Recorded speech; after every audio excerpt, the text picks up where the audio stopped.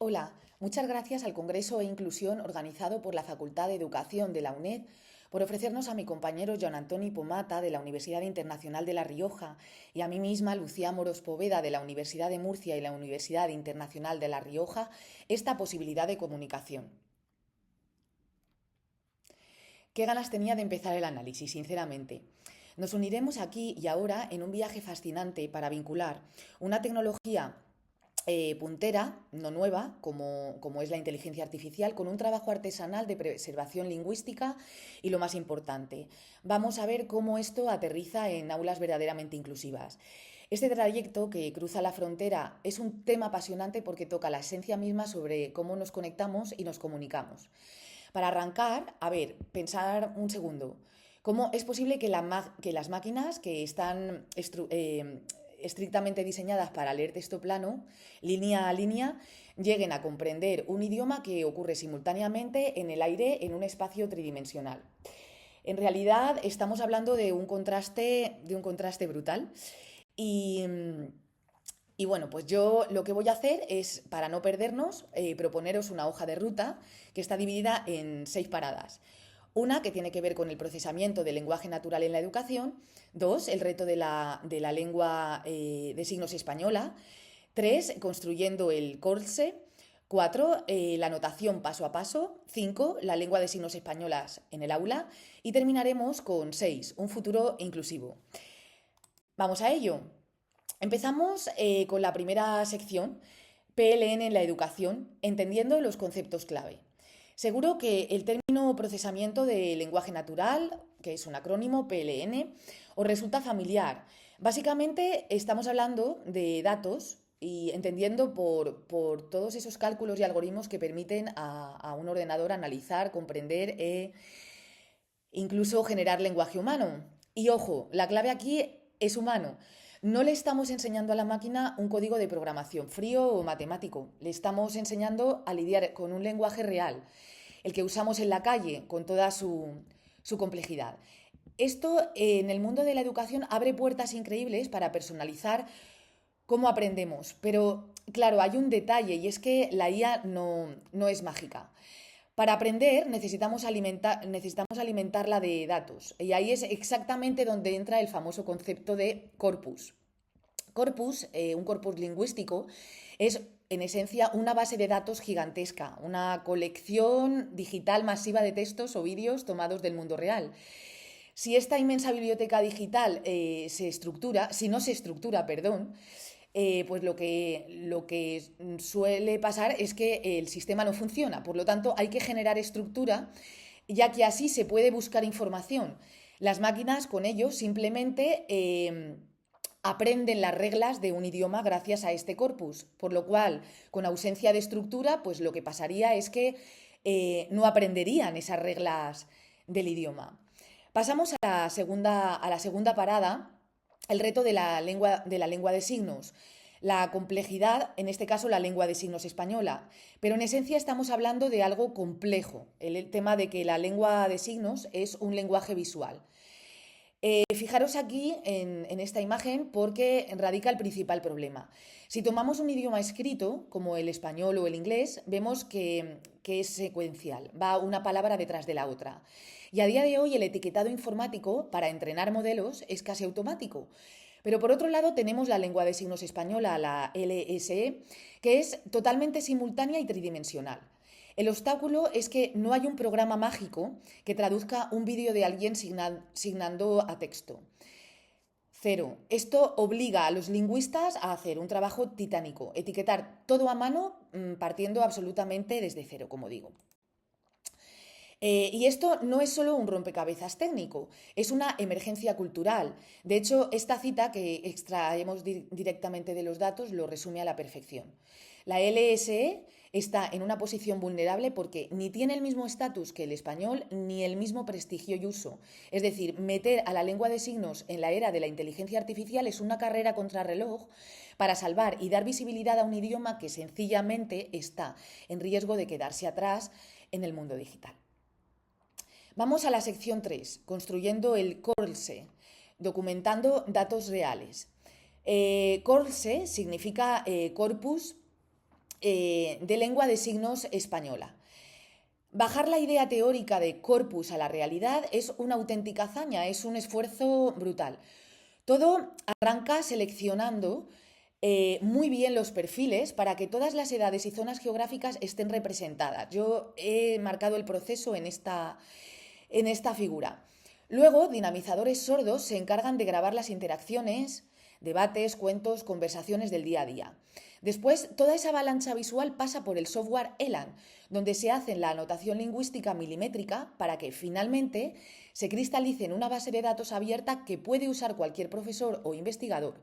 En definitiva, estamos hablando de un flujo de trabajo sencillamente espectacular, como se puede ver en esta imagen. Y para que os hagáis una idea realista de la magnitud de este proyecto, quedaos con esta cifra, 840. Son alrededor de 840 vídeos recopilados a partir de unos 70 informantes sordos en 17 ciudades de España. Un trabajo que realiza el CENELSE, el Centro Nacional de Lengua de Signos Española. Es una escala enorme para una recolección de datos tan manual.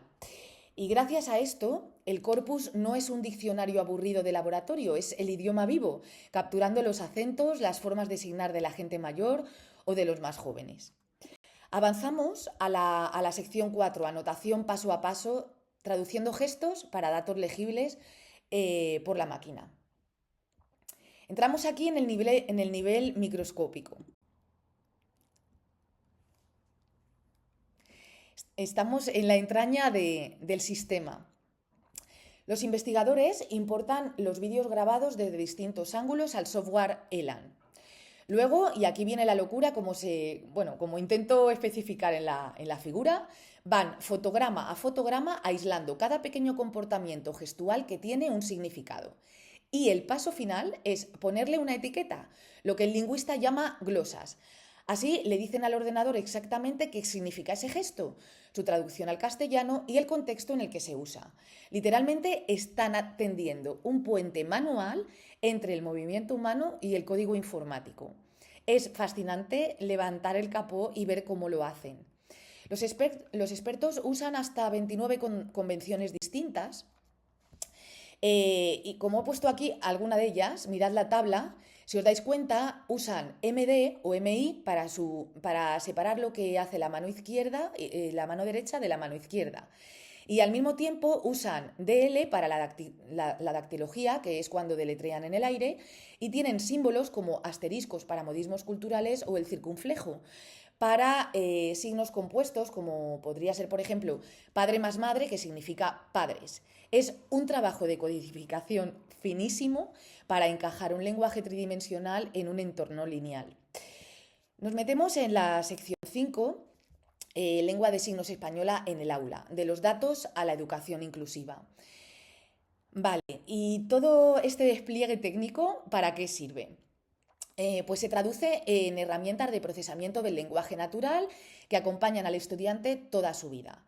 Jounis y colaboradores en el 2023 presentan un estudio con evidencias a nivel internacional, es un estudio sistemático de literatura, y de ahí evidencian a nivel internacional el vínculo del robot y el procesamiento del lenguaje natural. Las bases del PLN pueden plantearse desde la guardería, ayudando con el aprendizaje visual temprano, y las experiencias abarcan a gran parte del mundo, desde Estados Unidos, Reino Unido, Alemania, Suiza, Italia, pasando por Israel, Emiratos Árabes, Qatar, también Japón, Corea del Sur, Taiwán o Hong Kong, presentan experiencias vinculadas a esto. Luego podemos, en este sentido, las aplicaciones de lengua de signos española se escalan por nivel educativo. ¿Vale? Aunque estas experiencias que yo muestro aquí no tienen que ver directamente con la lengua de signos, sino con el procesamiento del lenguaje natural, sí que el hecho de utilizarla puede llegar a vincularse con este tipo de experiencias. ¿Vale? En educación infantil mejora el aprendizaje visual y se visualiza el rendimiento. Luego, en primaria y secundaria, proporciona apoyo para leer y fomentar algo muy importante hoy en día, como el pensamiento computacional. Y ya en la universidad, con estas herramientas, docentes y estudiantes somos capaces de evaluar tareas automáticamente o gestionar cursos masivos en línea. Es un ecosistema completo y escalable. Pero apartemos la tecnología un momento y vayamos a lo humano, porque esta es la esencia del proyecto. Hay programas como Signándole a la Infancia, donde bebés y pequeños de 0 a 3 años están en el aula totalmente bilingüe, interactuando con lengua de signos y lengua oral de forma natural. Las investigaciones muestran que esta inclusión temprana dispara los beneficios a nivel cognitivo, social y emocional. Es realmente increíble ver el impacto real en los más pequeños. En España también, además de que la clave es cómo trasladamos esa inclusión cuando el alumnado crece, es algo que nos planteamos, en educación primaria el procesamiento del lenguaje natural y su procedimiento contribuiría a la lectura, la traducción automática y la comprensión oral de miles de lenguas. Si bien cierto es que no tenemos en nuestro país referencias al respecto y también es verdad que las bases sí que están sobre la mesa y de hecho el proyecto Talmi, que es el que estamos desarrollando mi compañero Joan Pomata y yo, junto con un equipo más amplio. Sin embargo, en España sí que hay integración de la lengua de signos, hay un bilingüismo intermodal, oral y lengua de signos española, por ejemplo, en Madrid, además de la Escuela Infantil Piruetas, el Colegio Gaudem, el C Monte de León o el Colegio Público El Sol, pues presentan esta integración. También en Madrid hay una combinación de lengua oral y lengua de signos española bastante eficaz, aunque no emplea un modelo bilingüe. En la secundaria tomamos como referencia el programa ABC del IES Infante Don Juan Manuel. Allí, como sucede en primaria, la clave es la codocencia. En el aula tienes un profesor de lengua oral y un especialista de LSE trabajando en equipo. Ellos lo que hacen es agrupar de 5 a 6 estudiantes sordos por clase. Para optimizar recursos hacen proyectos colaborativos, cambiando el espacio del aula e incluso usan también herramientas actuales como por ejemplo el videopodcast en su radio infante, o al menos así está proyectado. Esto de aquí se asegura se aseguran de que literalmente nadie se quede al margen y se configura un nuevo corpus también, porque ahora dentro del territorio español. Y esto pues favorece a los acentos y las variantes del español. Y llegamos a nuestra última parada, la sección 6, un futuro inclusivo, sostenibilidad lingüística. A ver, sobre el papel las bases están puestas, como he dicho, pero tenemos el marco, y de hecho tenemos el marco estratégico 2023-2030 que deja muy claro el objetivo de proteger, promover y revitalizar la lengua de signos para garantizar los derechos de las personas sordas. Pero cuidado, las leyes por sí solas no bastan. Las conclusiones de los estudios son bastante tajantes. Para cerrar la brecha digital y educativa tiene que haber una colaboración real mano a mano entre los gigantes que desarrollan la inteligencia artificial y los educadores en las aulas.